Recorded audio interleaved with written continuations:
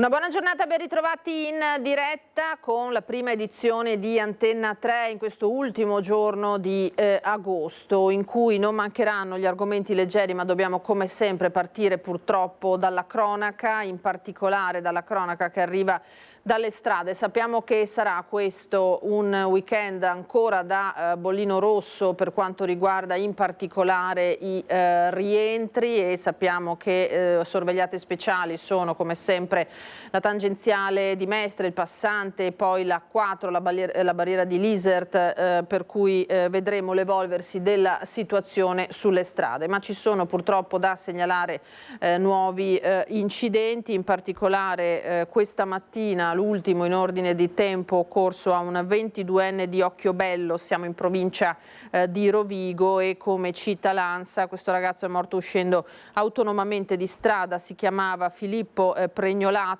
figlio unico, il padre è un commerciante nel settore del pesce. L'orario dell'incidente in una strada di campagna isolata è antecedente circa di 4 ore rispetto al momento del rinvenimento, che è avvenuto tra le 6 e le 7 del mattino, quindi questo incidente sarebbe capitato in piena notte ed è costato la vita a questo ragazzo.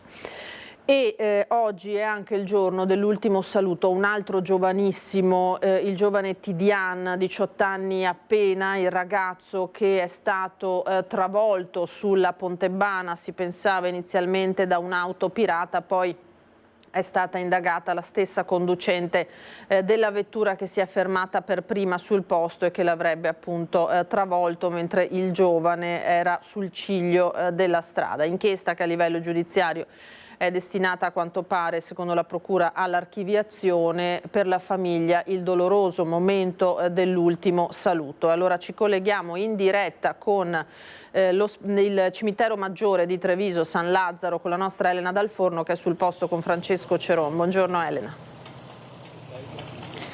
Buongiorno Lina, buongiorno a tutti i telespettatori. Oggi è stato dato l'ultimo saluto a Sheikh Tidian Bans, come mi hanno detto che si pronuncia, un ragazzo sfortunatissimo che ha trovato la morte il 18 agosto sulle strade della Pontebana. Ecco, abbiamo con noi Yabre Amadou, che è il presidente della comunità Burkinabè, al quale chiediamo come si sente la comunità in questo momento. È stata una cerimonia molto sentita. Salve a tutti, la comunità si sente addolorata, triste, senza parole, quindi come noi come comunità più che altro siamo sempre calmi davanti a queste situazioni qua, ma vogliamo più chiarezza perché fino adesso non abbiamo ancora la vera dinamica della cosa, quindi fa veramente molto male perdere un ragazzo, dicendo ancora un ragazzo di 18 anni, fa ancora più male. I genitori, anche a tutta la comunità, perché per noi un giovane di 18 anni è il futuro, quindi che è una brutta cosa che un genitore seppellisca il figlio, è una cosa che nessuno non si augura. E le cose tragiche arrivano, ma si arrivano per avere un po' il cuore in pace e avere più chiarezza sull'accaduto, insomma. Ecco, Sheikh era un ragazzo molto ben voluto, sono stati qui tanti amici, abbiamo visto, hanno scritto sulla sua bara, era un ragazzo molto amato. Sì, io dirò più che altro focalizzarmi su Sheikh, mi focalizzo su tutta la comunità, tutti i ragazzi della comunità di Burkinabè, che noi da parte nostra con l'educazione che abbiamo avuto cerchiamo di dare ai figli, quindi non soltanto Sheikh ma tutti i ragazzi del Burkina Faso si comportano sempre bene, e abbiamo sempre avuto quello e quella là è la nostra forza. Noi come comunità è lavoro, quindi non vedo in alcun cosa che un bambino ti vanno a dire che fa del male, ma anche in queste situazioni qua uno che si comporta male viene in secondo piano per tutti, dicono che tutti bravi, ma fa veramente male. In ogni caso che un bambino è bravo o non è bravo, comunque seppellire un bambino a 18 anni io non lo auguro a nessuno, quindi non sul caso di Sheikh che è bravo, ma anche sì, chi che non è bravo comunque sono le persone all'estero che vedono che il bambino è bravo, ma ogni genitore vede che il suo figlio è sempre stato bravo, quindi per un figlio perdere a 18 anni non lo auguro a nessuno. Ecco Lina, è stata una cerimonia molto commossa, l'imam ha detto tante cose, tra cui come ci si deve comportare nella vita, ci spiegava prima il signor Amadou. È stata veramente una cerimonia sentita, non abbiamo voluto intervistare ovviamente né il papà né la mamma né le sorelle, grandissimo dolore. Credo che insomma il signor Amadou abbia detto che ancora va fatta chiarezza, quindi aspettiamo le risposte anche dalla magistratura. Ti ringrazio e restituisco la linea. Grazie a te Elena Dal Forno, grazie al tuo ospite, grazie al nostro Francesco Ceron per la parte tecnica. Davvero commoventi, toccanti queste immagini di questi ragazzi che firmano la bara di Tidiane. E c'è un altro lutto davvero difficile da portare, un peso difficile da portare per un'altra famiglia. Andiamo a Pove del Grappa perché non ce l'ha fatta il bambino di 2 anni coinvolto in un gravissimo incidente poco prima di Ferragosto sulla statale 47 proprio a Pove. Ha lottato per quasi 3 settimane tra la vita e la morte all'ospedale San Bortolo di Vicenza. Alla fine erano troppo gravi le ferite sul corpo, in particolare sulla testa del piccolo Lorenzo, che era in macchina con mamma Anna e papà Emanuele. La famiglia, residente a Torri di Quartesolo, era diretta verso Trento lungo la statale 47 Valsugana quando lo scorso 12 agosto, all'altezza dell'abitato di Pove del Grappa, una vettura austriaca proveniente dalla direzione opposta ha invaso la corsia scontrandosi frontalmente contro l'auto. Le condizioni del piccolo, che tra pochi giorni avrebbe compiuto 2 anni, sono parse subito gravissime, tanto da rendere necessario l'intervento dell'elisoccorso per il trasporto a Vicenza. Feriti anche i genitori, la mamma in modo meno grave, dopo le dimissioni gli è rimasta accanto fino all'ultimo, e il padre in modo più serio, poi trasferito anche egli al San Bortolo per poter stare vicino al figlio. Per celebrare il funerale manca il nulla osta del magistrato competente e l'esito dell'eventuale autopsia. Con la morte del piccolo Lorenzo si aggrava pesantemente la posizione del conducente dell'altra vettura, ora accusato di omicidio stradale. L'uomo era in viaggio dall'Austria verso Grado con i 3 figli e tutti erano rimasti a loro volta feriti, seppure in modo più lieve, così come i 2 passeggeri di una motocicletta coinvolta nella carambola. E un altro dramma si è consumato invece a Pionca di Vigonza, dove si piange Nicola Maddalozzo, il 28enne caduto da un ponteggio ad aprile 2023, che è morto in questo caso dopo 16 mesi di coma. 16 mesi di agonia senza mai dare segnali di ripresa e tante domande che restano ancora aperte. Non ce l'ha fatta Nicola Maddalozzo, l'operaio di 28 anni di Pionca di Vigonza, morto dopo essere caduto da un ponteggio mentre era al lavoro in un cantiere di Limena. Era il 17 aprile del 2023 quando Nicola Maddalozzo, un giovane sano, un operaio molto stimato nel suo lavoro, era caduto da 6 metri di altezza mentre stava montando un condizionatore. Da subito le sue ferite erano sembrate gravissime e infatti dal coma Nicola non si è più risvegliato. Inizialmente ricoverato a Padova, dove era stato sottoposto a un intervento al cervello, al peggiorare delle condizioni Nicola era stato trasferito all'Hospice Bonora di Campo San Piero, dove si è spento. Al suo capezzale per 16 lunghi mesi la famiglia e in particolare il papà. Una notizia che ha scosso profondamente la comunità di Pionca di Vigonza, che si era riunita in preghiera sperando in una sua guarigione. Di nuovo parliamo di incidenti stradali perché ce n'è stato uno molto grave anche a Campo San Piero questa mattina con un anziano che stava attraversando sulle strisce pedonali ed è stato investito da un'auto, adesso è ricoverato in ospedale a Padova. Camminava sulle strisce pedonali nella strada davanti ai santuari antoniani a Campo San Piero l'anziano di 75 anni investito da un'auto intorno alle 8:30. Immediati sono scattati i soccorsi. Sul posto i sanitari del SUM 118 che lo hanno dapprima trasportato all'ospedale di Campo San Piero per poi correre a Padova data la gravità delle ferite. All'ospedale di Padova il 75enne ricoverato in prognosi riservata. Alla guida dell'auto che si è fermato un uomo di 77 anni che, sottoposto ai primi accertamenti da parte della polizia locale e della Federazione del Campo San Pierese, è risultato negativo all'alcol test.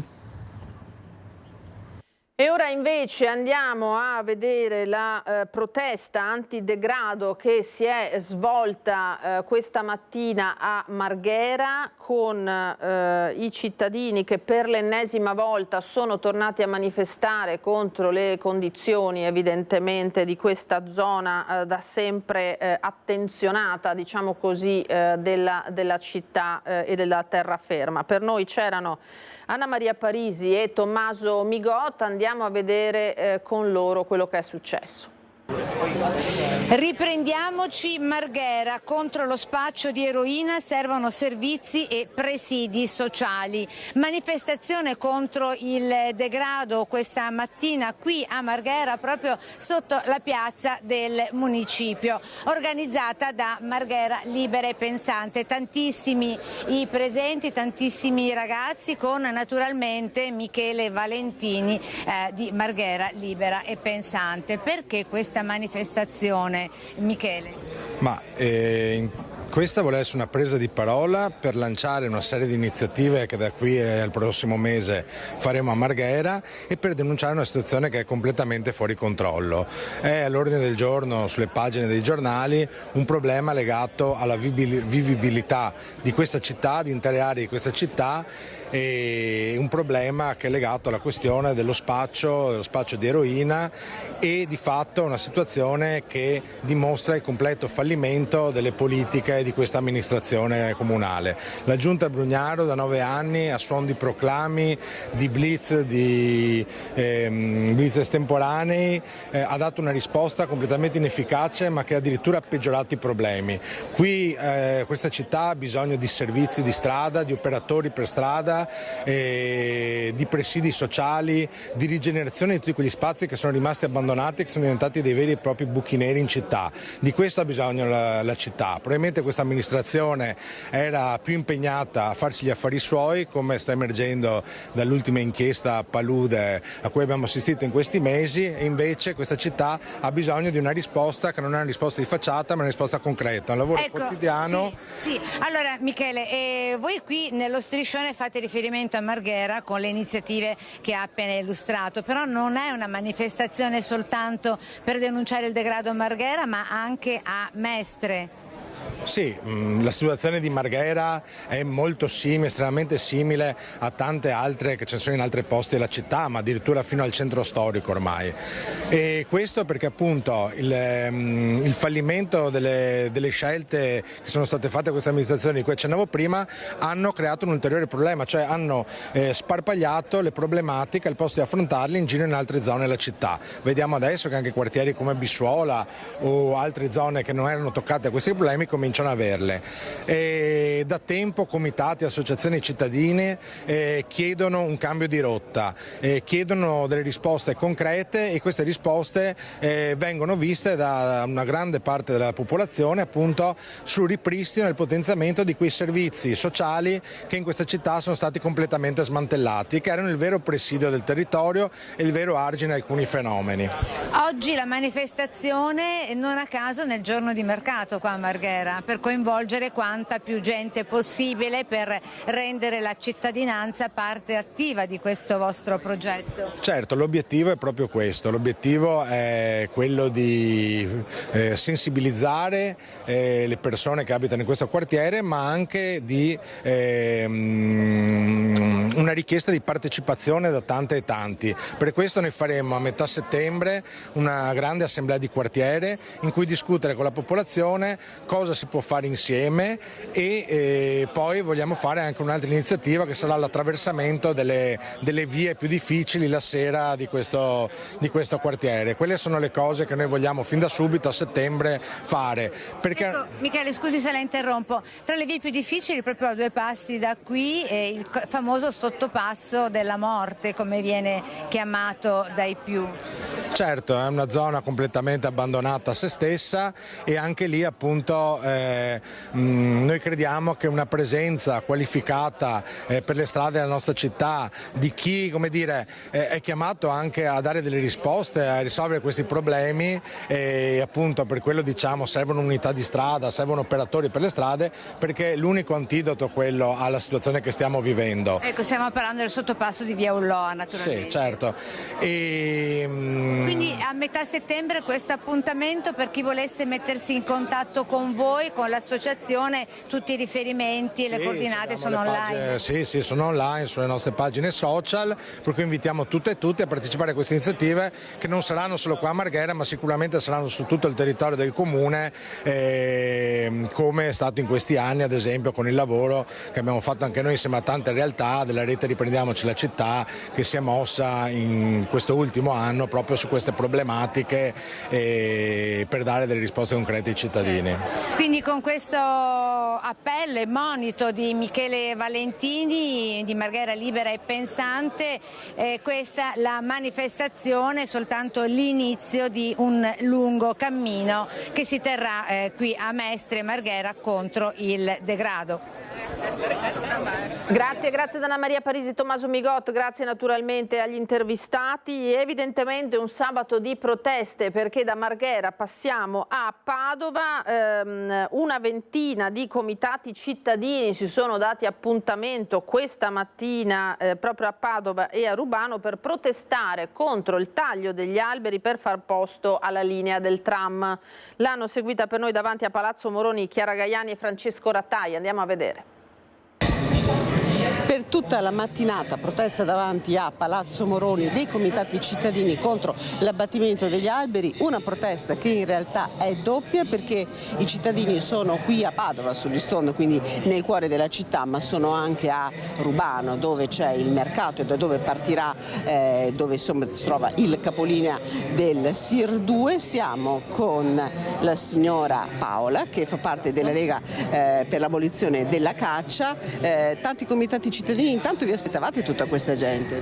No, siamo molto soddisfatti perché si sta spostando l'interesse che prima era solo delle associazioni, anche dei comitati ambientalisti e animalisti. Adesso finalmente anche i cittadini stanno prendendo atto di quello che sta succedendo in città, perché l'abbattimento degli alberi, oltre per il tram, è evidente sotto gli occhi di tutti. Insomma, ci sono delle realtà, ormai Padova è una città che sta diventando completamente disboscata. Ecco, circa 800 gli alberi che sono stati abbattuti per la realizzazione del tram proprio nell'ultimo periodo. Voi puntate a difenderne alcuni. Noi cerchiamo di porre l'attenzione su quei pochi che sono rimasti, che riguardano la linea sempre SIR 2, la parte di Chiesa Nuova, ormai sono stati abbattuti quasi tutti, a parte una trentina di bagolari che sono sul cavalcavia e che verrebbero abbattuti per consentire il passaggio contemporaneo di tram e auto.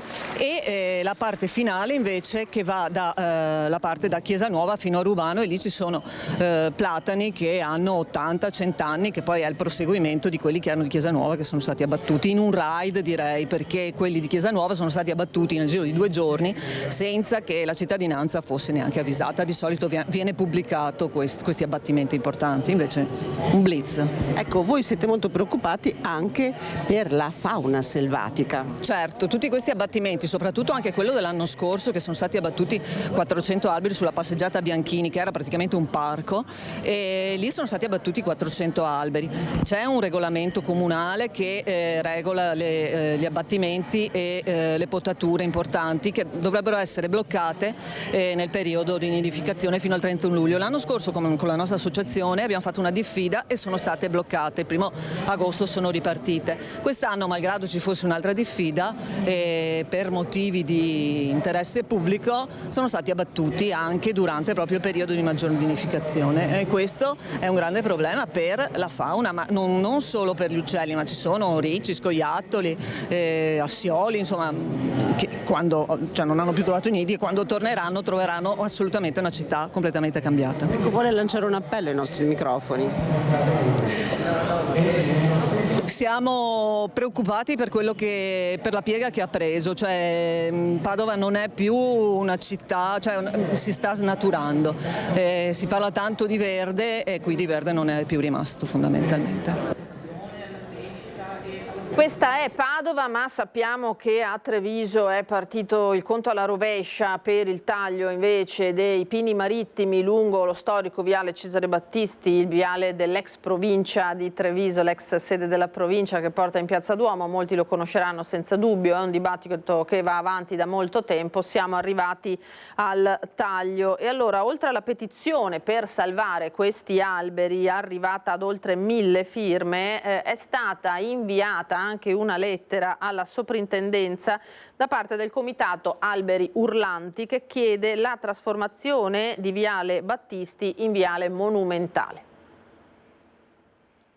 Abbiamo spedito oggi una PEC alla Sovrintendenza di Venezia chiedendo come mai nell'ambito della riqualificazione di viale Cesare Battisti, oltre al taglio di tutte le alberature presenti attualmente, è stato deciso anche di cambiare il tipo di alberatura. Non bastava la petizione per fermare l'abbattimento dei 43 pini marittimi di Viale Battisti prossimi al taglio del 2 settembre, ora arriva anche una lettera indirizzata alla soprintendenza da parte del Comitato degli Alberi Urlanti che ha annunciato sui suoi canali social di avere scritto una missiva per scongiurare non solo la morte dei pini centenari, ma anche per capire perché si voglia cambiare il tipo di alberatura presente nella zona da quasi 100 anni. Sono stati infatti piantati nel 1930 i pini marittimi. E quindi un'alberatura ormai intrinseca al quartiere stesso, ma c'è ancora di più. Noi come comitato chiediamo che questo viale venga considerato come viale monumentale. È una congruenza storica e architettonica e paesaggistica, oltre che ovviamente un danno sul piano della bellezza, dell'ecologia, della sostenibilità ecologica del viale, anche perché credo sia l'unico viale rimasto entro mura. Il comitato non è d'accordo con la sostituzione dei pini con lecci o querce, che altrove a Treviso hanno già presentato problemi. Sono entrambe tipologie di piante che hanno seri problemi a crescere e a sopravvivere a Treviso, visti altri quartieri dove abbiamo visto per esempio Sant'Abone e Lecci completamente pieni di cocciniglia o altri querce piramidali che sono tutte morte entro l'anno. I pini sono piante molto resistenti e hanno bisogno di poca manutenzione, ma il vice sindaco Manera ha detto che non era possibile riqualificare il viale mantenendo l'alberatura. Oggi ci sono le conoscenze e le competenze per fare in modo che questi alberi non interferiscano con i sottoservizi e non diano i problemi di sollevamento dell'asfalto. Si possono fare delle scelte di mantenimento di questo patrimonio anche paesaggistico, possiamo non rinunciarvi, ma dandogli il valore che questi alberi meritano. Ci auguriamo che i cittadini ci appoggino in questo e che si possa in qualche modo dialogare con l'amministrazione.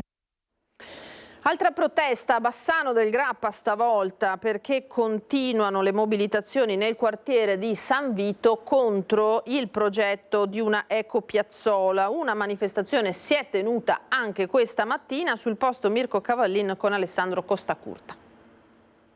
Buongiorno da Bassano del Grappa, quartiere San Vito, alle mie spalle l'area di sgambamento cani che dovrebbe diventare, secondo le intenzioni di ETRA, un ecopiazzola con degli ecocompattatori. Oggi un'altra manifestazione di protesta contro questo progetto, un'altra è in programma lunedì mattina. Con me, oltre a tanti cittadini residenti nel quartiere, c'è Giovanni Sponza che è un po' il portavoce da qualche tempo contro questo progetto. Perché qui oggi, Giovanni?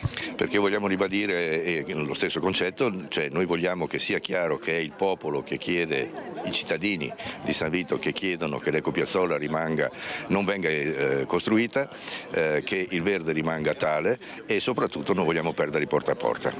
Voi avete anche fatto una raccolta firme che sta continuando. Abbiamo fatto una raccolta firme con almeno un 650 o 700 firme, ne ho ancora a casa che non abbiamo più consegnato poi perché il sindaco pareva avesse congelato la delibera, cosa che invece non è successa, da cui abbiamo perso la sospensiva dei lavori come avete già pubblicato da qualche parte. Il ricorso al TAR ovviamente è ancora in vigore e lo dibatteremo a medio termine e quindi le cose stanno andando avanti come avevamo programmato. Il sindaco a cui lei fa riferimento è Elena Pavan. La lettera del sindaco di Elena Pavan, sì. 3 giorni fa abbiamo avuto un incontro col sindaco e con ETRA che ci ha praticamente convocato, ha usato me e siamo andati in altri 2 perché ha voluto solo 3 persone al massimo e Etra era presente con mezzo consiglio di amministrazione e hanno cercato di darci un contentino e spiegarci che cosa sarebbe successo. Di contentino, cioè? Il contentino non abbiamo neanche risposto, se devo essere sincero, perché sarebbe un parco giochi con le giostrine di fianco all'ecocompattatore, che mi pare una roba triste, per non dire peggio. Secondo voi quali sarebbero le conseguenze della presenza qui in mezzo ai condomini e alle case dell'Ecopiazzola? Allora, come abbiamo già detto in altre occasioni, svalutazione di chi ha le case qua intorno, odori, rumori e poi bisogna vedere, secondo me non guadagneranno nulla, perché il loro obiettivo è aumentare la raccolta differenziata. Non verrà aumentata perché c'è gente che è vecchia, fa fatica a trovare i nipoti che gli portino i rifiuti, quindi io mi aspetto che dove ci sono ecopiazzole, secondo me succede un gran bordello.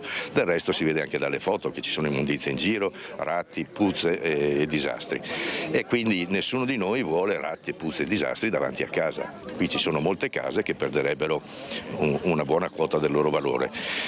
L'ecopiazzola costa 300.000 euro, sembra, ma la svalutazione delle case qui intorno potrebbe superare i 2-3 milioni, quindi non so chi ci rimette di più da questo punto di vista. Ecco, diciamo che l'ultima cosa che è fondamentale, tutti ci hanno accusato di non aver partecipato all'assemblea. Io ho scoperto che ci sono almeno 10 persone che hanno partecipato a quell'assemblea del 22 gennaio in cui qualcuno dice che si è dibattuto di Ecopiazzola e non è vero che si è dibattuto di Ecopiazzola, è un falso.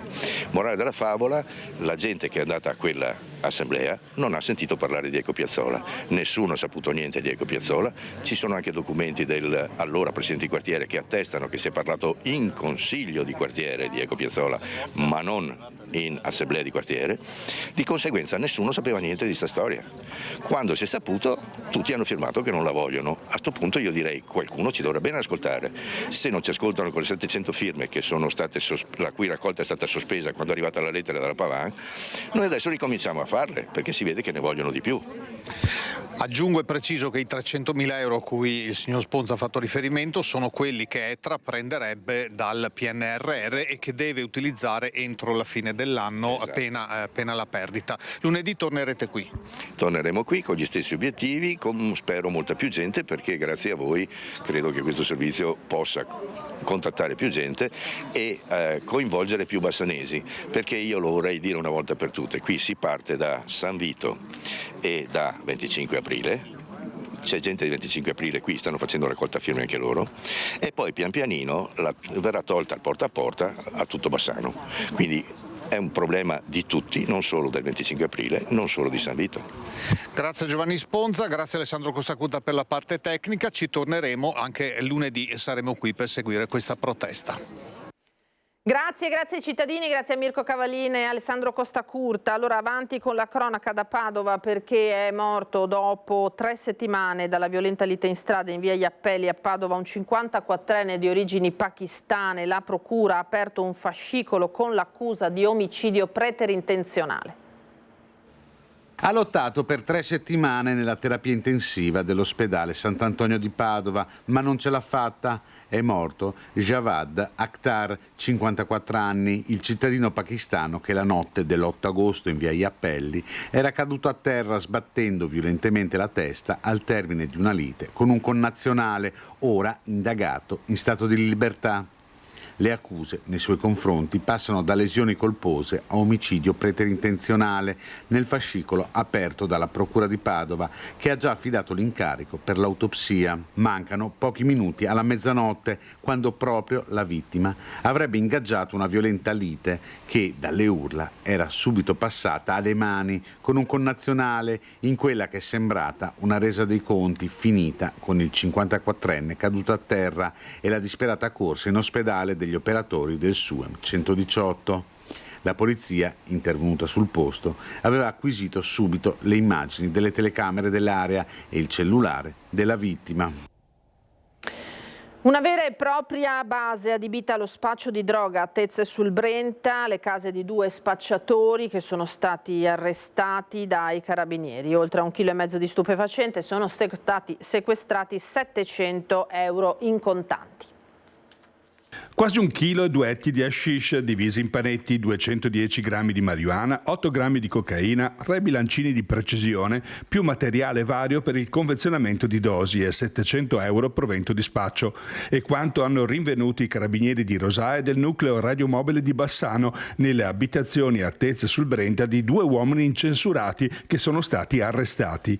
I militari durante un controllo avevano inizialmente fermato i 2 soggetti di 35 e 43 anni a bordo di un furgone con fare sospetto. Ad una prima perquisizione personale, i militari avevano rinvenuto e sequestrato 70 grammi di hashish, 30 grammi di marijuana e quasi 400 euro provento di spaccio. Per questo motivo i carabinieri avevano deciso di perquisire anche le abitazioni dei 2 arrestati, che attualmente sono ai domiciliari in attesa dell'udienza di convalida da parte del Tribunale di Vicenza.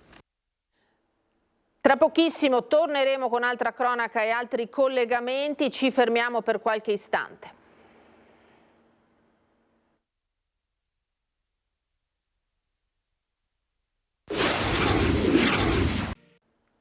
Ritorniamo in diretta da studio con la prima edizione di Antenna 3. Allora andiamo a Treviso perché il sindaco Mario Conte ha scritto al ministro dell'Interno Piantedosi per avere rinforzi di forze di polizia in città. Le baby gang purtroppo continuano a imperversare e dopo l'aggressione a una avvocatessa in Borgo Cavour dell'altro giorno c'è stato pure un gruppetto di cui fa parte tra l'altro un ragazzo di appena 16 anni che ha rubato un van, un camper a una famiglia di turisti inglesi e è finita naturalmente nei guai. Ancora una baby gang all'opera a Treviso. 3 giovani di 16, 18 e 30 anni hanno rubato l'altra notte una Volkswagen Touran del valore di 50.000 euro parcheggiato lungo il Put a Treviso. La coppia di turisti inglesi, proprietaria del veicolo in vacanza con i 3 figli, ha però fatto immediatamente denuncia alla polizia che in meno di 24 ore ha trovato sia il furgone che i ladri e anche la refurtiva. Si tratta di 3 giovanissimi già noti alle forze dell'ordine che dovranno rispondere davanti all'autorità giudiziaria dei reati di ricettazione e porto abusivo di oggetti atti ad offendere. Il 18enne è tra l'altro lo stesso soggetto che nei giorni scorsi si è reso responsabile della rapina ai danni del venditore di rose in piazza Santa Maria dei Battuti. Il furgone è stato poi ritrovato a Villorba, nel parcheggio del Patinodromo. Aveva alcuni finestrini danneggiati e gli oggetti rimasti all'interno erano stati trafugati. I ragazzini invece si trovavano dentro un parco molto vicino a dove avevano abbandonato il mezzo. I giovani stavano tenendo dei comportamenti sospetti, tanto che gli agenti hanno proceduto ad un controllo. Uno di loro aveva in tasca un martelletto frangivetro e tutti e 3 avevano nelle tasche degli oggetti che erano contenuti all'interno del mezzo. Immediata quindi la denuncia a piede libero per tutti e 3.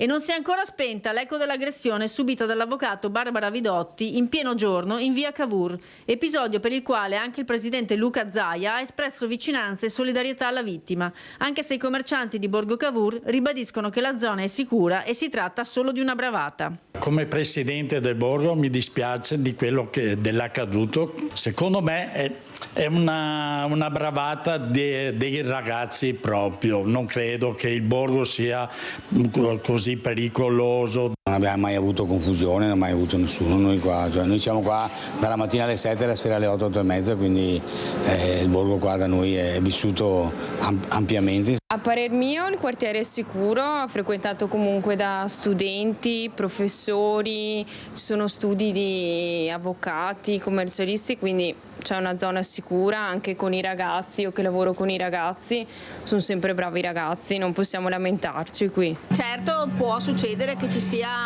la persona sgradevole, però non situazioni di violenza. Un quartiere che vive molto tra settembre e giugno, quando gli studenti affollano esercizi e strade, ma che non ha bisogno di più eventi, semmai d'altro. Ho detto anche al sindaco Mario Conte, ci vuole più passaggio di polizia locale, carabinieri.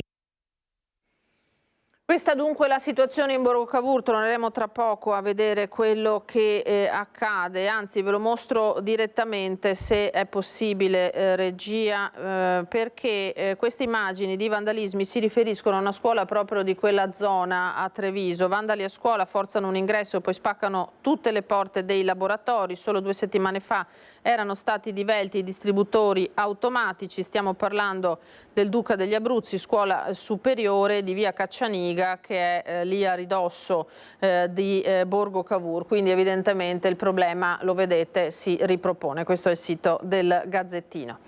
E poi ci sono anche ragazzi che invece, naturalmente è bene sottolinearlo ogni volta possibile, si impegnano come gli studenti delle scuole superiori che hanno partecipato al campo scuola del progetto Anch'io sono la protezione civile, che si è svolto sugli Alti Colli Iberici. Allora vedo in diretta, perché oggi è la giornata di chiusura, il collega Carlo Alberto Inghilleri con Simone Merlo per la parte tecnica e l'assessore alla protezione civile regionale Giampaolo Bottaccini, in un'area tra l'altro delicata per gli incendi in questo periodo. Carlo, a te buongiorno. Sì, buongiorno a tutti i telespettatori. Un'area delicata per gli incendi, ne parliamo tra poco. Come hai giustamente introdotto, ci troviamo alla giornata conclusiva, appena ammainata la bandiera del progetto Anch'io sono la protezione civile, e con noi c'è proprio Giampaolo Bottaccini, assessore veneto alla protezione civile, che ha partecipato alla bandiera e sta partecipando giornata con i ragazzi. Poco fa tra l'altro suonata che ha annunciato l'inizio del pranzo. Il pranzo è pronto. Il pranzo è pronto.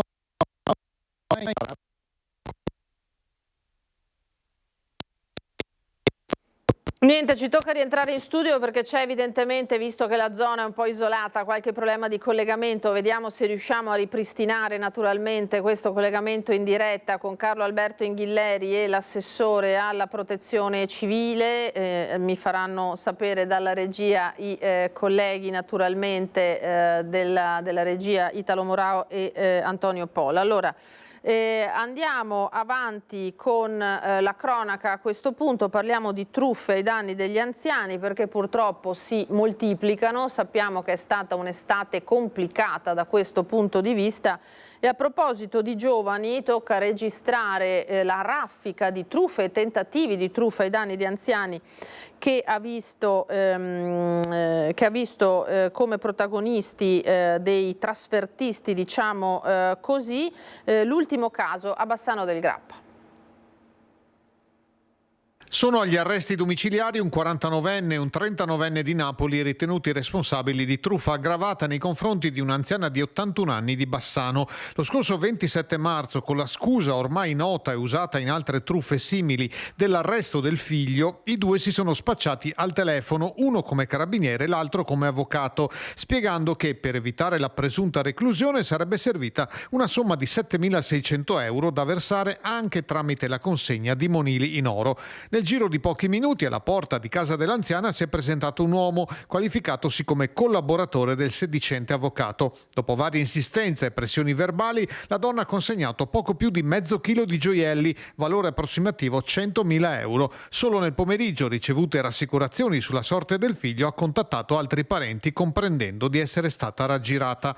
Dopo la denuncia presentata il giorno successivo, sono partite le indagini dei carabinieri di Bassano, che hanno individuato la vettura con cui i due si erano mossi da Napoli. La coppia si trovava già agli arresti domiciliari per truffe analoghe. Solo nel Vicentino la scorsa primavera si erano verificati episodi simili a Marostica, Schio e Torri di Quartesolo. In tutti i casi le vittime erano sempre persone anziane, gli approcci e l'esito sempre gli stessi, con migliaia di euro in contanti o monili consegnati. L'Arma dei Carabinieri sottolinea che per non cadere in questo genere di raggiri è spesso sufficiente prendere alcune precauzioni e ricordarsi sempre che le forze di polizia non chiedono mai denaro per assistere i cittadini. E poi ci sono assalti veri e propri, come quello a una sala slot nel Vicentino. I banditi sono scappati in questo caso senza bottino ed è caccia all'uomo. C'è anche un video che mostra i malviventi in azione. Ore 4:26, strada padana verso Verona, un centinaio di metri prima di Creazzo. 2 soggetti inguainati in tute bianche con il volto travisato parcheggiano di fronte alla sala slot Riviera Monte Carlo. Imbracciano una pesante spranga metallica e tentano di forzare senza successo la principale porta d'ingresso, chiusa 2 ore prima. L'azione è documentata dal circuito di videosorveglianza fino al momento dell'irruzione dei ladri nel locale, dopo aver sfondato la vetrata. I malviventi si precipitano nei locali con i videopoker e cominciano a scassinare le piccole cassaforti. Scattano però gli allarmi. Le immagini in diretta vengono viste anche dai titolari della sala slot, che si precipitano sul posto allertando le forze dell'ordine. I 2 criminali, vistosi scoperti, abbandonano i loro intenti e dividendosi si danno la fuga. Uno a piedi, l'altro a bordo del furgone, che però, avendo il portellone posteriore aperto, fa cadere per strada le 3 piccole cassaforti appena caricate. Un piano sicuramente studiato. Questa è la via di fuga scelta dai malviventi, che hanno proprio scelto con il furgone di arrivare in contromano in questo punto. Il bandito infatti ha lasciato il furgone parcheggiato sotto questo sottopasso molto stretto e diventando una sorta di tappo nei confronti delle forze dell'ordine che lo stavano inseguendo. L'uomo a piedi è uscito dal furgone e si è dileguato in quella del parte, sicuramente ad aspettarlo qualche complice per scappare definitivamente verso l'autostrada. Il furgone è poi risultato rubato. Stamane il pesante portone d'ingresso è già stato sostituito. L'assalto risale alle prime ore di giovedì. Da allora continua la caccia all'uomo da parte delle forze dell'ordine per risalire ai criminali responsabili. Gli inquirenti stanno esaminando con cura i fotogrammi dell'assalto per risalire a dettagli significativi.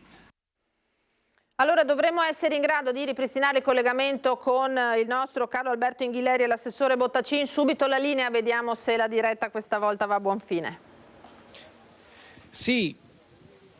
Sì, siamo in un posto stupendo a San Gottardo di Zovencedo, in collina. Il posto è stupendo, però purtroppo ci sono problemi di linea.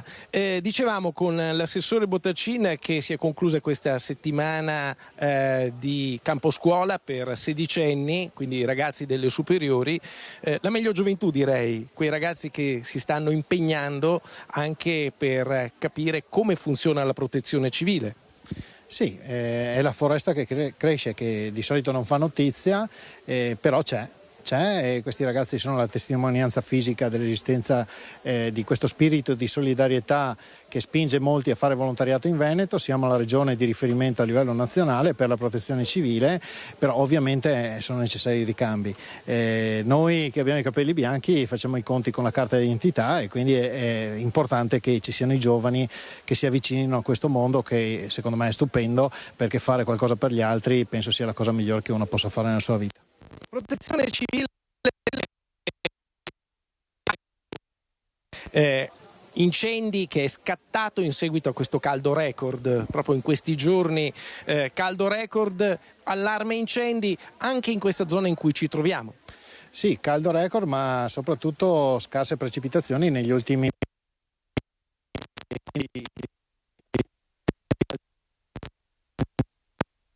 particolari.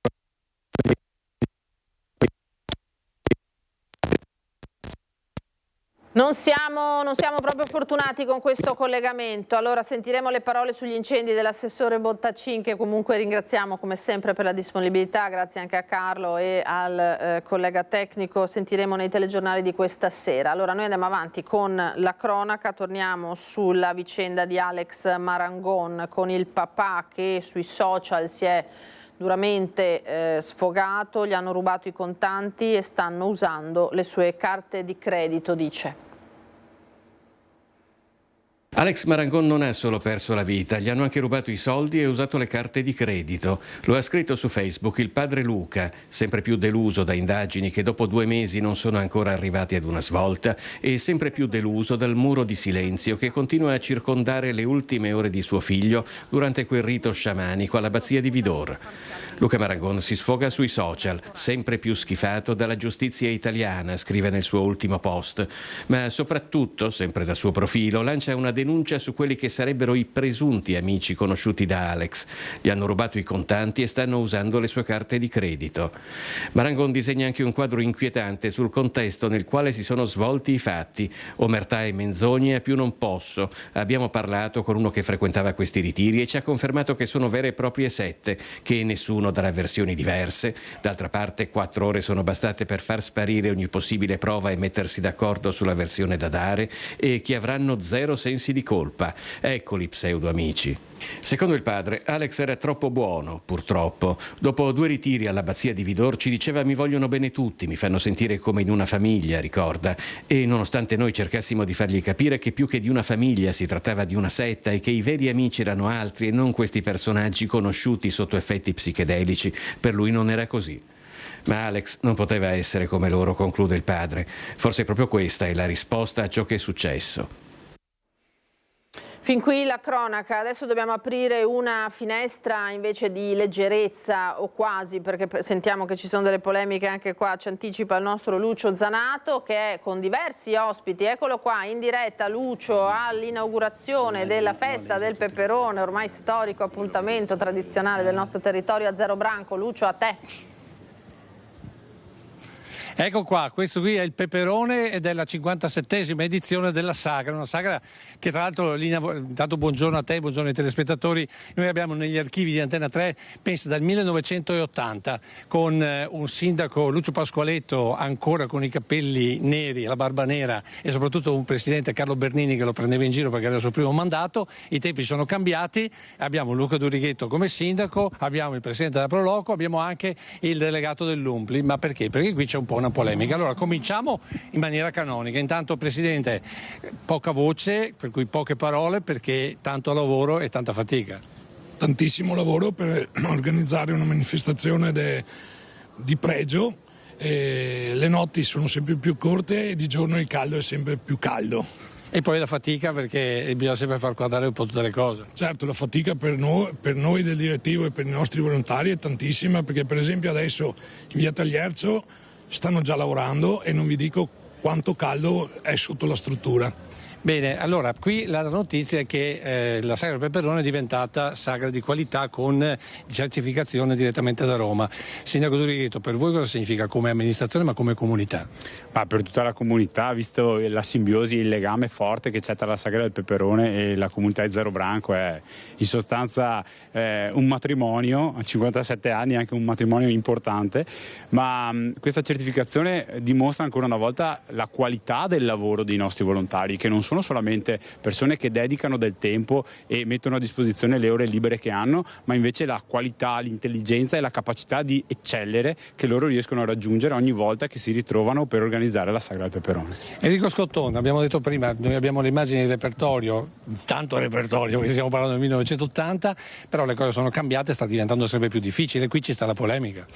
Diciamo che si è appesantita di molto la macchina delle Proloco. Come Umpli siamo vicini alle Proloco, a quelle in Zero Branco, a tutte le altre del Veneto. Si è appesantita, ma non per colpa nostra, per colpa dei presidenti, perché lo Stato ci chiede sempre più con normative, adempimenti, ci sta mettendo sempre di più il bastone tra le ruote.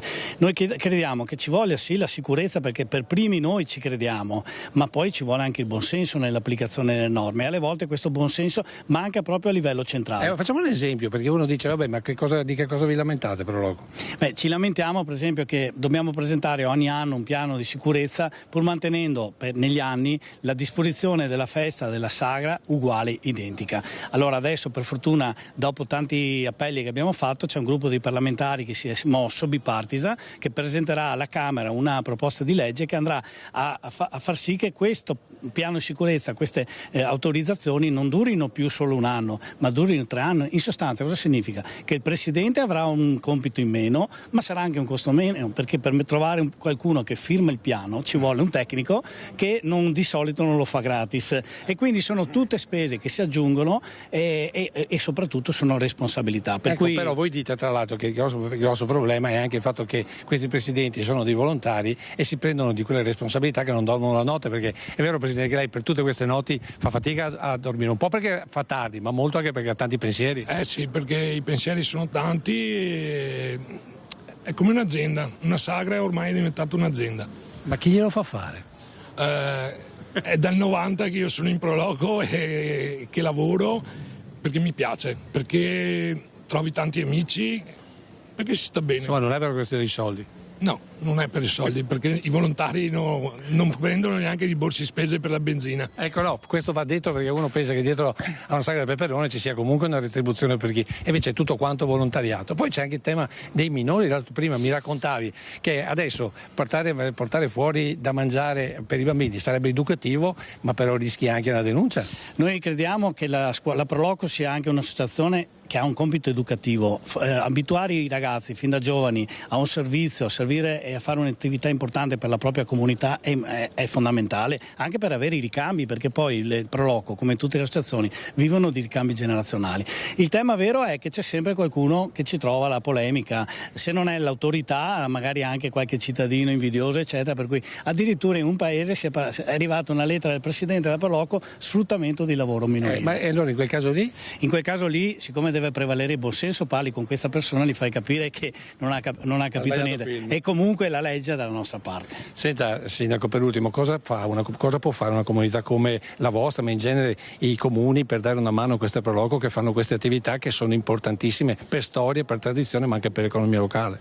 Al di là appunto del ringraziamento, del sostegno, che sono tutte diciamo così, situazioni che sono obbligate rispetto all'impegno che tutti questi volontari mettono, però nel tempo anche la nostra amministrazione ha strutturato una componente tecnica, quindi ci siamo strutturati con dei dipendenti che siano in grado di agevolare, di aiutare e di accompagnare tutte le associazioni nell'organizzazione delle manifestazioni. Nel caso specifico la Sagra del Peperone, che è la più importante, è la più grande ed è anche quella che impegna più di tutto i volontari, il personale del comune e anche tutta la cittadinanza, ha bisogno di avere al fianco della Proloco dei dipendenti dell'ente, quindi del comune di Zerobranco in questo caso, che siano però di supporto, di aiuto e di agevolazione, e non certo che mettano i bastoni tra le ruote come si diceva poco fa. Presidente, tantissima gente già da ieri sera, giusto?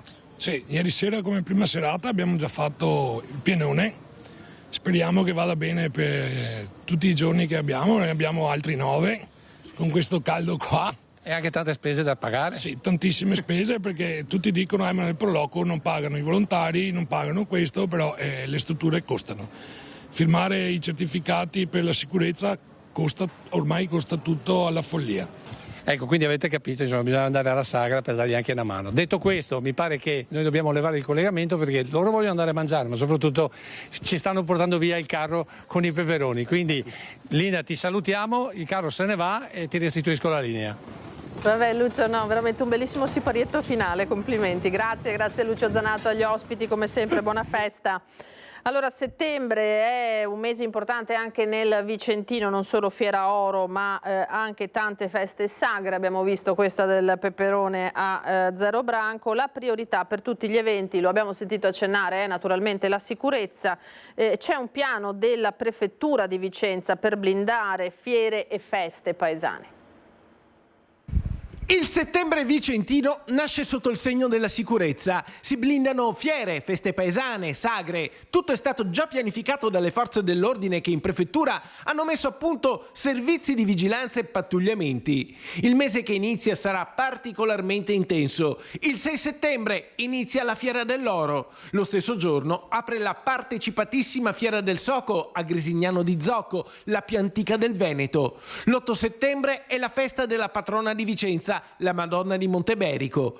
Tutto concentrato in una manciata di giorni. E poi la festa del baccalà di Sandrigo dal 19 al 30 settembre, a cui bisogna aggiungere le sagre paesane sparse nel Vicentino per tutto il mese. L'obiettivo fissato in prefettura è garantire lo svolgimento sereno e sicuro degli eventi e per questo sarà intensificata la presenza delle forze di polizia per garantire l'ordine pubblico e intervenire prontamente in caso di necessità. Fari puntati sulle zone più sensibili, con elevata presenza di visitatori, che saranno monitorate da questura, carabinieri, fiamme gialle e polizie locali, mentre le aree destinate agli spettacoli e all'intrattenimento saranno presidiate da associazioni di volontariato e dai vigilantes. Le guardie giurate supporteranno l'organizzazione degli eventi, fornendo assistenza ai visitatori e collaborando attivamente con le autorità competenti. Il rafforzamento della presenza delle forze dell'ordine sarà garantito per tutto il periodo di svolgimento delle manifestazioni, con accorgimenti di safety e security per scongiurare possibili furti dell'incasso e aggressioni da parte di malviventi ai danni delle pro loco e delle associazioni coinvolte nell'organizzazione degli eventi. Insomma, il piano è tracciato. Il settembre vicentino sarà sorvegliato e blindatissimo nel segno della sicurezza. E la sicurezza è sicuramente uno dei temi principali alla mostra del cinema di Venezia, l'81esima mostra d'arte cinematografica. Dovremmo avere collegato in diretta al telefono il nostro Lorenzo Maier. Buongiorno Lorenzo. Buongiorno. Allora, che giornata è quella di oggi?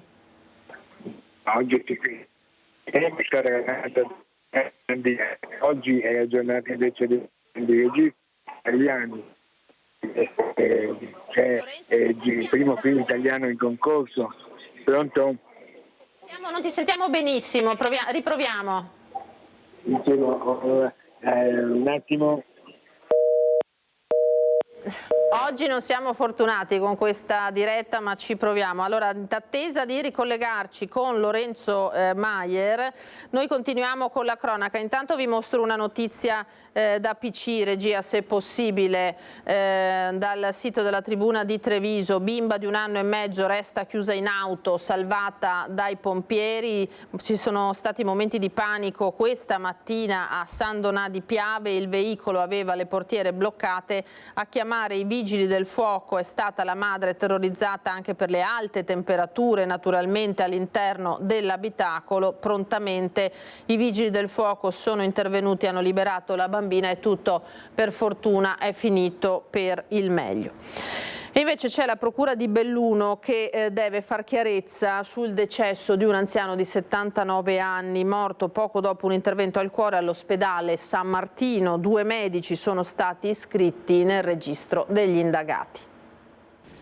2 medici sono iscritti nel registro degli indagati e l'Ulsuno Dolomiti ha aperto un'inchiesta interna sul decesso di Gianfranco Alberti, un 79enne di Cortina d'Ampezzo, morto il 19 agosto poco dopo il rientro a casa dall'ospedale di Belluno.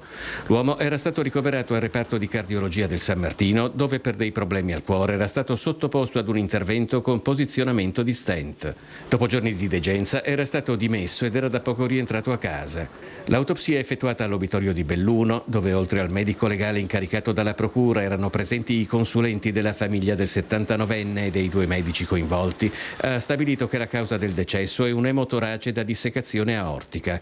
Ora il compito dell'autopsia sarà anche quello di chiarire se durante il ricovero si potesse capire l'esistenza di quel problema. Un aspetto questo per cui i tempi di risposta saranno sensibilmente più lunghi.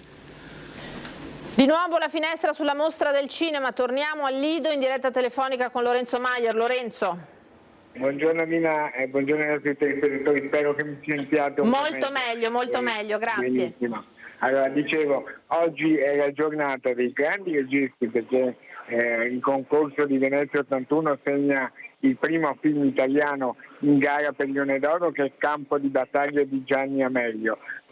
Quindi questa è il film del giorno, ma c'è l'arrivo di Jude Law per le star internazionali e tra i protagonisti di questa mattinata c'è un altro grande regista italiano, tra i più grandi, Marco Bellocchio, qui al Lido sia per ritirare il premio Bresson della Santa Sede che per presentare alla mostra un corto che è stato girato dalla sua scuola di cinema e che quest'anno avrà l'onore di essere sul red carpet del Lido.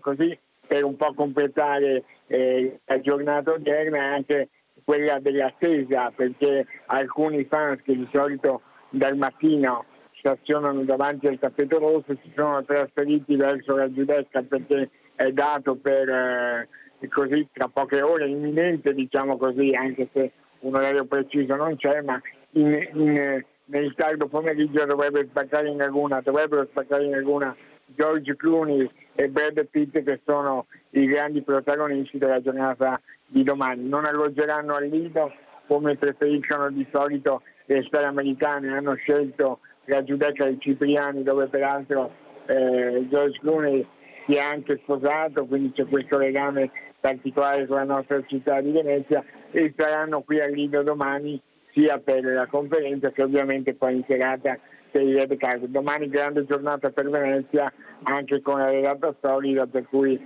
davvero Venezia è sorvegliata speciale. Benissimo, allora Lorenzo, grazie infinite, naturalmente aspettiamo anche i tuoi reportage per i telegiornali di questa sera e buon lavoro da Lido. A voi. Grazie a Lorenzo Maier. Allora noi andiamo ancora velocemente in pubblicità e torniamo tra pochissimo. Eccoci di nuovo in diretta con questa ultima parte della nostra prima edizione. Abbiamo visto tanta cronaca, altra ve ne proporremo naturalmente nel corso di questa ultima frazione di trasmissione, diciamo, ma saluto e ringrazio l'ospite che mi ha raggiunto in studio, Mario Bassano, buongiorno. Buongiorno. Benvenuto, amministratore delegato di Fondazione Villa Salus e Istituto di Ricerca San Camillo. Un compito importante e soprattutto una struttura, anche il San Camillo, di cui si parla molto per le novità che porta, ma parliamo anche di Lido di Venezia. Siamo appena collegati col collega Lorenzo Maier per la mostra del cinema. Il Lido non è solo mostra del cinema naturalmente, è anche sanità, perché ci sono state diverse cose, ma c'è anche un dibattito e io direi, Mario, di partire da questo, nel senso, prima di inoltrarci nei vostri progetti, nelle vostre cose, abbiamo visto anche alla mostra del cinema proprio un flash mob, un momento di contestazione anche rispetto alla sanità. Al Lido naturalmente voi siete un privato convenzionato, è un'altra faccia della sanità naturalmente, però il Lido è una realtà tutta particolare che ha bisogno di una sua tutela, di una sua identità. Certo, sì, lo vediamo su tutti i giornali, c'è questa situazione che si è venuta a creare appunto a seguito di quei due episodi piuttosto spiacevoli che sono succeduti a distanza di poco tempo al Lido di Venezia. Noi siamo in una posizione un po' diversa perché, come dicevi giustamente, siamo un privato accreditato, equiparato al pubblico, l'IRCS lavora con Regione Veneto e direttamente col Ministero della Salute. Noi che cosa abbiamo fatto? Abbiamo messo a disposizione per quanto possibile quelle che sono le nostre risorse, i nostri spazi per cercare di contribuire, diciamo, alla risoluzione di questo problema. Ovviamente la gestione è in capo all'USL 3 Serenissima, che vi posso garantire sta studiando appunto delle soluzioni. So che il direttore generale Contatto ha incontrato anche le mamme, cioè c'è un certo dialogo che speriamo possa portare alla risoluzione.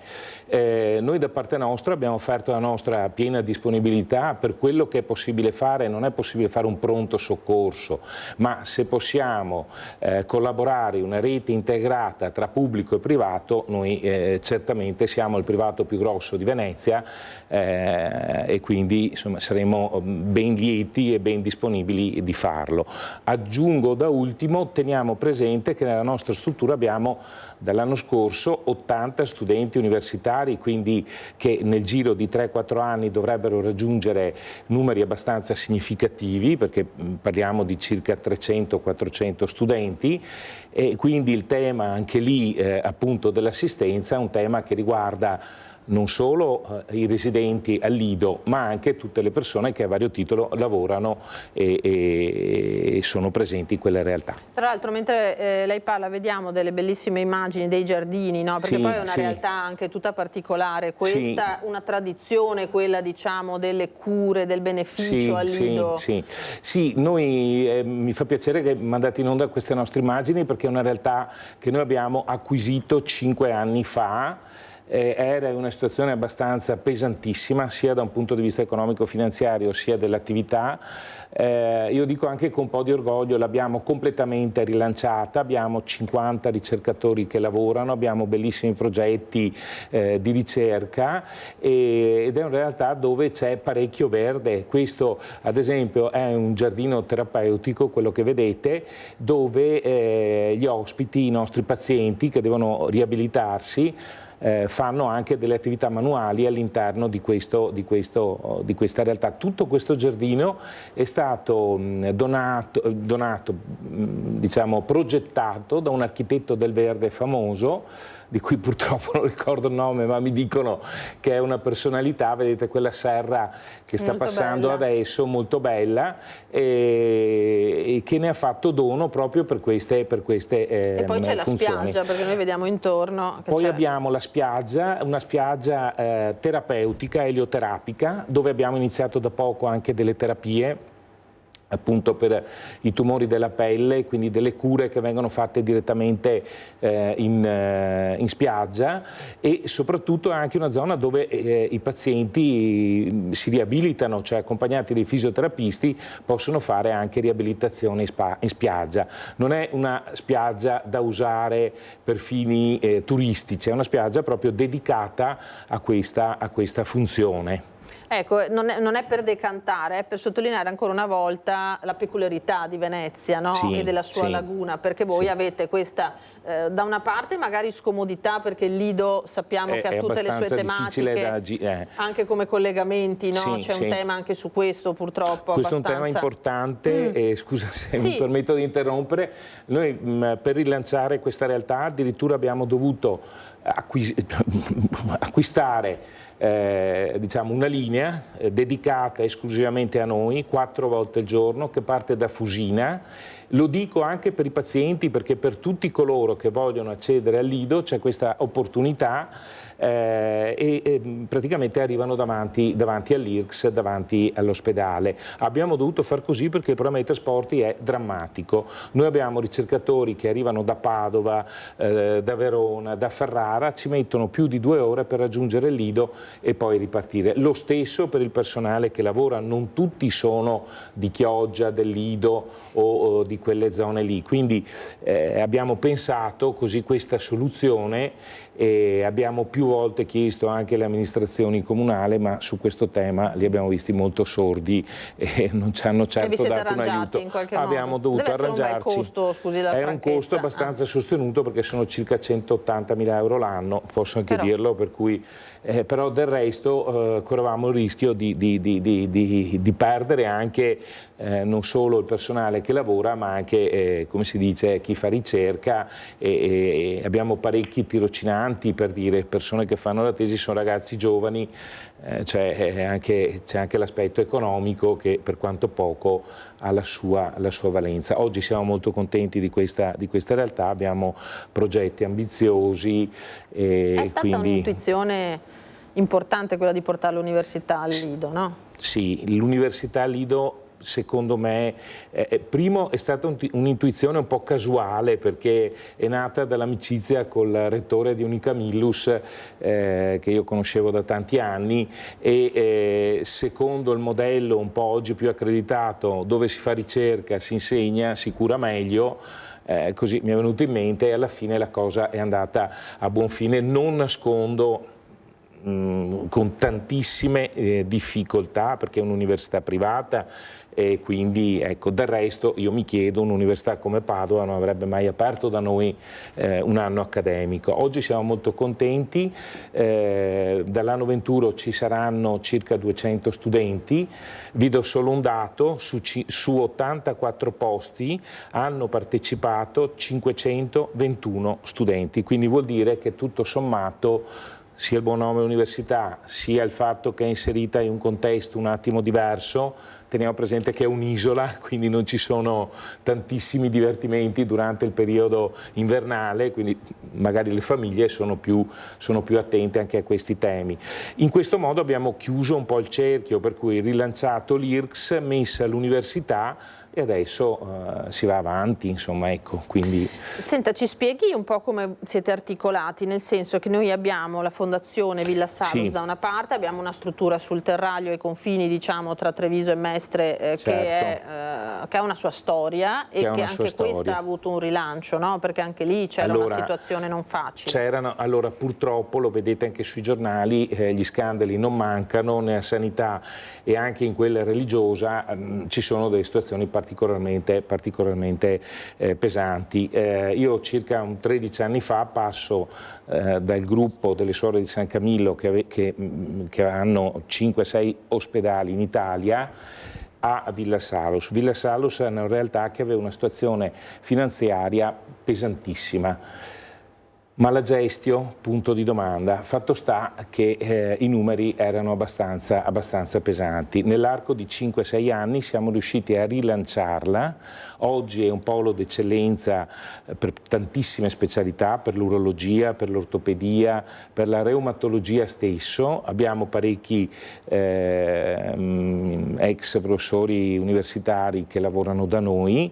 Siamo molto contenti. La gente ci stima, per cui il fatto che le persone vengano da noi ci fa particolarmente piacere. Il passo successivo che cosa abbiamo fatto? Abbiamo scorporato l'ospedale Villa Salus dal resto della congregazione. Questo ce lo impone in parte anche una linea guida della Santa Sede, cioè quella di scorporare i beni diciamo, che sono a servizio, quindi le scuole piuttosto che gli ospedali, piuttosto che gli ostelli, rispetto a quella che è la congregazione da un punto di vista religioso. Abbiamo creato la fondazione Villa Salus, dove non pensate che non ci siano più le suore, ma sono in maggioranza, quindi ecco, ci sono sempre.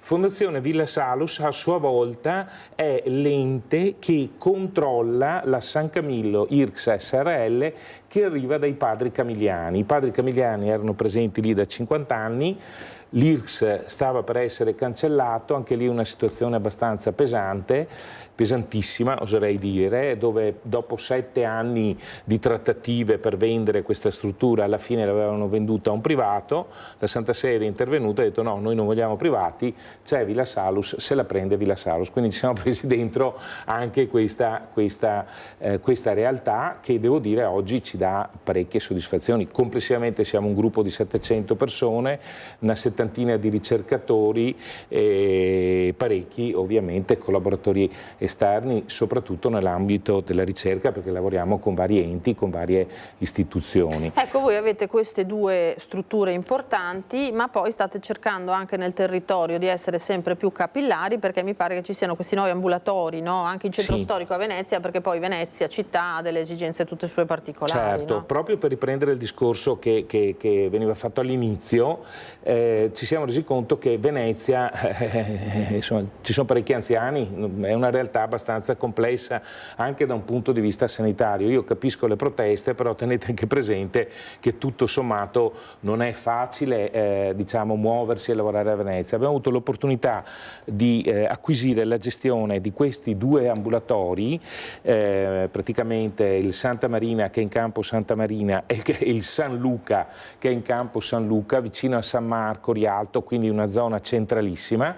E lì che cosa facciamo? Facciamo di tutto di più, sempre con i nostri professionisti siamo in grado di erogare tutta una serie di servizi diciamo a condizioni abbastanza interessanti, ma soprattutto rispondiamo a un'esigenza del territorio, perché teniamo presente che durante il periodo estivo ci sono anche alberghi, turisti, persone che vengono da fuori, persone che non sanno magari dove rivolgersi anche per delle cose abbastanza banali. Quindi noi siamo presenti, facciamo un po' di tutto, dalla cardiologia piuttosto che alla dermatologia, piuttosto che alla medicina interna. Siamo presenti con medici consulenti e con medici nostri e vi devo dire che siamo anche abbastanza contenti perché c'è un'ottima risposta, direi. Ecco. Poi abbiamo rilevato queste due strutture che erano un po' storiche all'interno di Venezia e quindi praticamente già molto già conosciute. E quindi insomma vorremmo essere presenti anche noi sul territorio. Ci rendiamo conto che Mestre sì è molto agevole, Venezia ha parecchie criticità, insomma. Sempre meno abitanti purtroppo, sempre meno abitanti, più più turisti, anziani. però più anziani Sì. appunto. Senta, lei che è in sanità da tanto tempo, allora intanto mi verrebbe la curiosità di chiederle, visto la sua frequentazione, com'è lavorare nella sanità religiosa, cioè questo rapporto anche, è diverso secondo lei che con... Sì, no, una domanda che magari mi fa piacere venga fatta, perché tante volte non si ha proprio la dimensione esatta di cosa vuol dire lavorare per la sanità religiosa. Allora, esiste una sanità religiosa, io ci lavoro da più di 35 anni, quindi ecco, che ha delle caratteristiche un attimo particolari. La prima assistenza è nata con i santi, San Camillo è quello che andava a fare assistenza a casa delle persone ammalate. Le suore hanno iniziato la loro attività in questo modo, cioè cercando di fare assistenza a casa dell'uomo sofferente. Ecco, questa caratterizzazione è sempre rimasta anche nel corso degli anni, tant'è che i nostri dipendenti noi gli diciamo sempre, senza nulla togliere a nessuno, noi vi chiediamo qualcosa in più, noi lavoriamo in una struttura religiosa, quindi prima di tutto viene il malato non è numero, vogliamo professionisti che siano seri, ecco, e quindi tutto sommato è una realtà, non per dire siamo i migliori, dove alcuni aspetti sono trattati con una certa attenzione, no? Una volta si andava dalle suore perché si mangiava meglio, oggi dico è vero, è così, perché io di mense pubbliche ne ho viste tantissime, quello che facciamo noi è leggermente diverso, con le risorse che riusciamo ad avere, perché non pensiate che noi diciamo che noi prendiamo chissà quanti soldi, noi abbiamo un budget che concordiamo con la regione, siamo ospedali classificati, quindi non siamo la classica casa di cura, ma diciamo siamo equiparati in tutto al pubblico. Per cui tutte le norme per la selezione del personale o altro devono seguire quella che è la normativa pubblica, però all'interno di quel tetto noi dobbiamo riuscire a erogare tutte le prestazioni che andiamo a pattuire, sia di ricovero sia di degenza, e ci sono dei dati di altre associazioni di categoria che dimostrano che il costo delle nostre prestazioni a parità di prestazione è circa un 20-30% in meno rispetto al pubblico. Questo che cosa sta a significare? Sta a significare che probabilmente se si utilizzano bene le risorse, se si trovano professionisti seri, probabilmente si risponde in maniera più adeguata a quelli che sono i bisogni di sanità. Ecco, questo è il nostro obiettivo, questo è fare sanità nell'ambito delle realtà religiose, e ne abbiamo di buone, dal Bambino Gesù piuttosto che Gemelli, piuttosto che... Adesso siamo anche tutti all'interno abbiamo una nostra associazione, però la Santa Sede ha proprio creato un'apposita commissione all'interno della quale, presieduta dal Cardinale Parolin, all'interno della quale tutte queste realtà si aiutano perché i problemi economici li abbiamo tutti, non è che abbiamo tutte le regioni che sono come il Veneto, come la Lombardia, ci sono situazioni molto più critiche. Ecco, quindi anche perché questa sanità religiosa nella mentalità comune è vista abbastanza come pubblica, tra virgolette, no? C'è un rapporto ormai di presenza così intenso, e poi insomma l'ospedale, la struttura convenzionata, uno vale l'altro per il cittadino che paga alla fine lo stesso ticket. Ecco, altra domanda più insidiosa, lei che appunto lavora in sanità da tanti anni, c'è un po' ormai questo andazzo di dire ai la sanità anche da noi fa fatica, si parla del pubblico generalmente, tanti si rivolgono al privato, sta nascendo anche un privato puro che si sta estendendo in maniera piuttosto capillare. Ecco, come vede il quadro generale della sanità? Il quadro generale non è certo un quadro esaltante, è inutile che ci nascondiamo davanti a tutte le critiche, le osservazioni. Regione Veneto ha fatto il massimo che poteva fare sostanzialmente, come probabilmente ogni regione nel loro contesto e con le risorse che sono assegnate.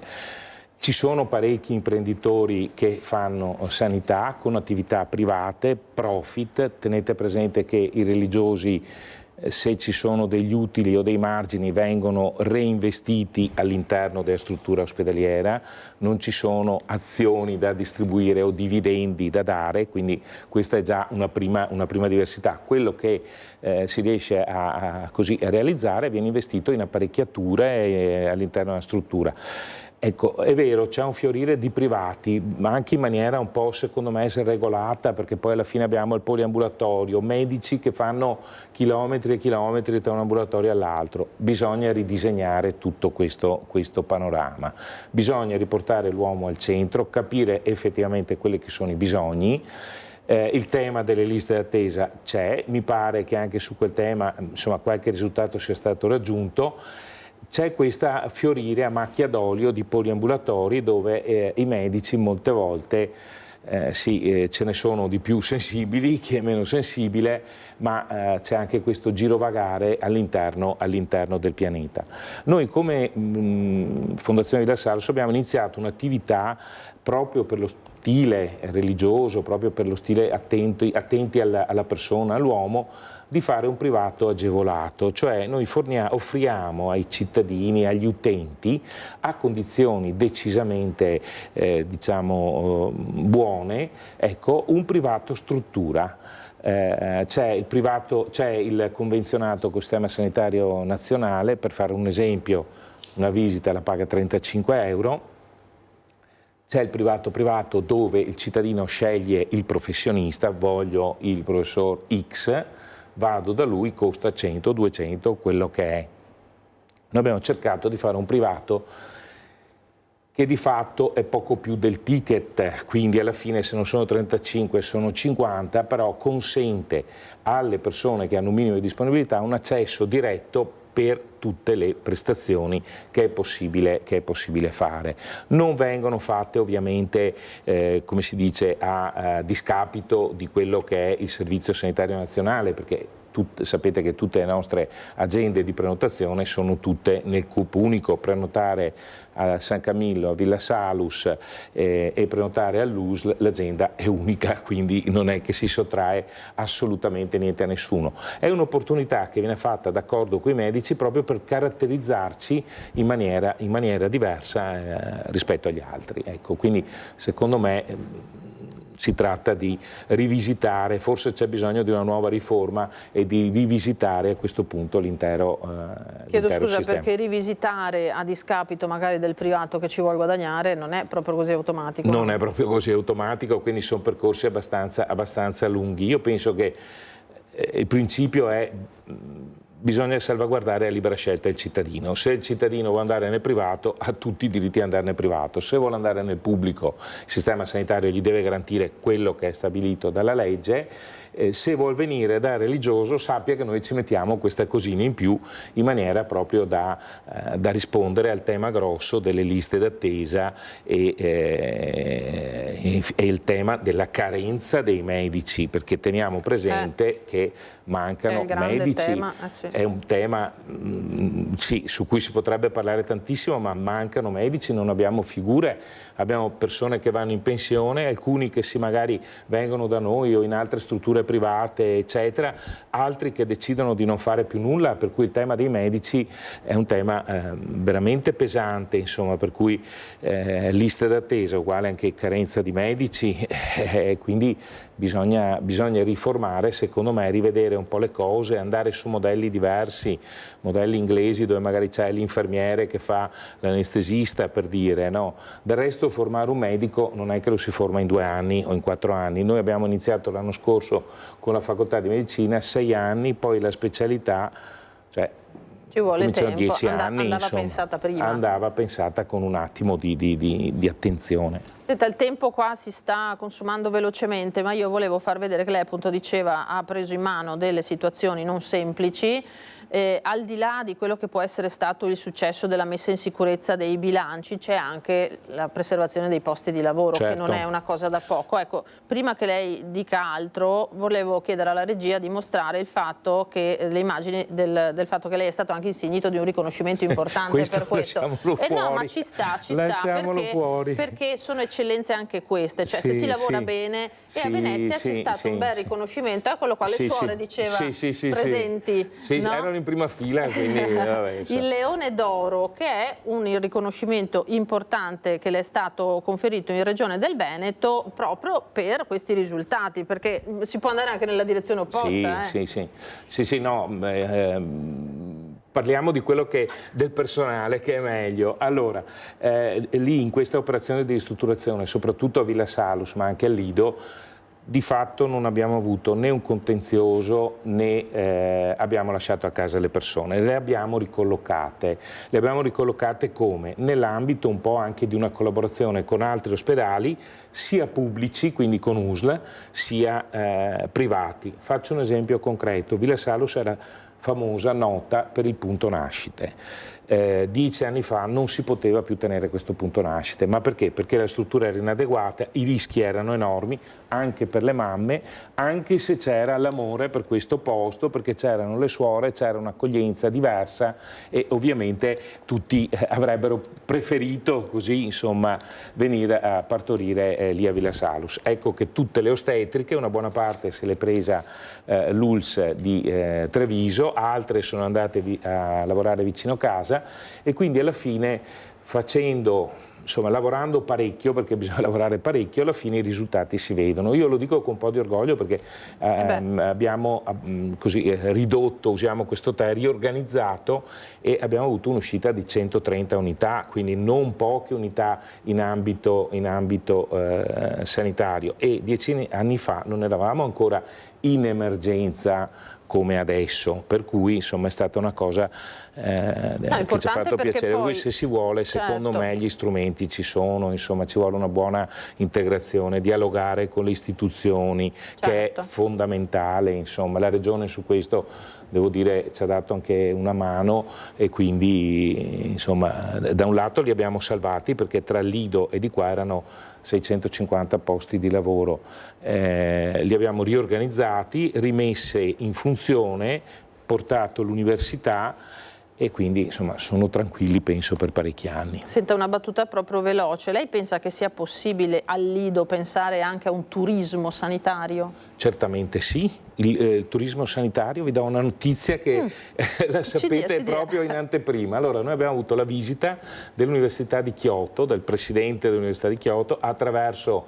la rettrice di Ca' Foscari che insegna appunto letteratura cinese, quindi si muove in quell'ambiente eccetera, che è rimasto entusiasta della nostra realtà, tant'è vero che noi abbiamo al Lido un padiglione che si chiama Padiglione Lago, un po' in disordine, e ci ha chiesto di ospitare per turismo sanitario, quindi fare del benessere alla persona eccetera, con medici loro.